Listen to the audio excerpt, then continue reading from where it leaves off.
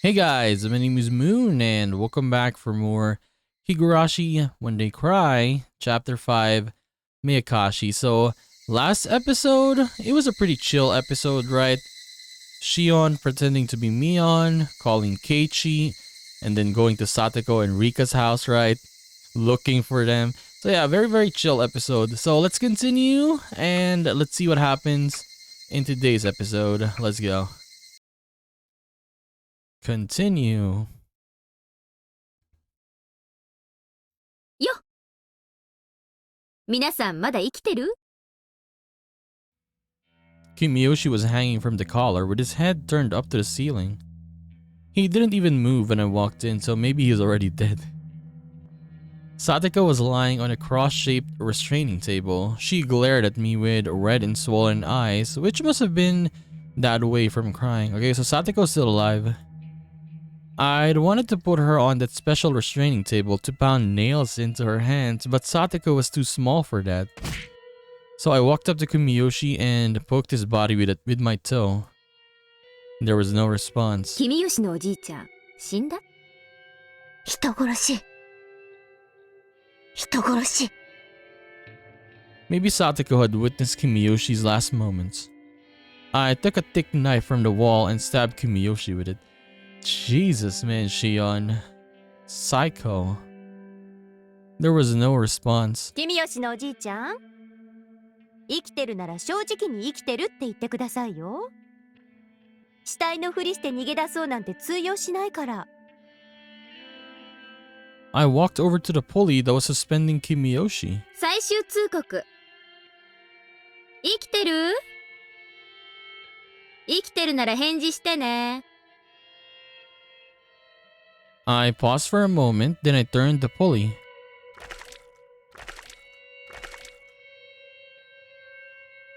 Kimiyoshi's body swayed strangely in the air. It looked much more like a corpse like that. どうしてこんなことをするんですのシオンさんんああなるほど The door to the huge cave was still open. I bet Satoko had talked to the one in the cell while I was gone. That's how she knows my name. Although that's actually not my name at all. シオンじゃなくて私が本当のミオン The thing is, Shion is not actually lying here. She is the real Mion. あんたたちがミオンだと思ってた方がシオンまあややこしいだろうから理解しなくて結構よくもみんなをリカを I had allowed Satoko to watch me take care of Rika's body.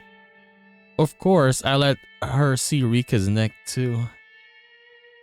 フルでリカは自業自得あいつは私を殺しに来たんだよ返り討ちにしたのさそんなことあるわけありませんわリカがそんなことするわけない信じないならそれでもいいよあんたにはどうでもいいことだし私をどうするつもりなんですの殺す So Satoko's eyes went wide. She was expecting my answer, I'm sure, but she still looked shocked. I bet she didn't expect me to state it so openly. I heard a noise of something hitting iron bars echoing in the huge cave. Shion's voice echoed there as well.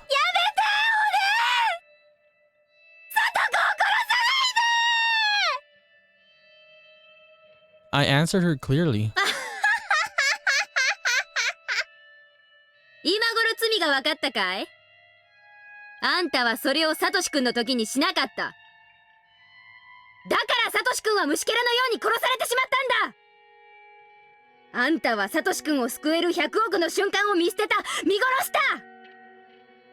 たそうさそれがあんたの罪なのさ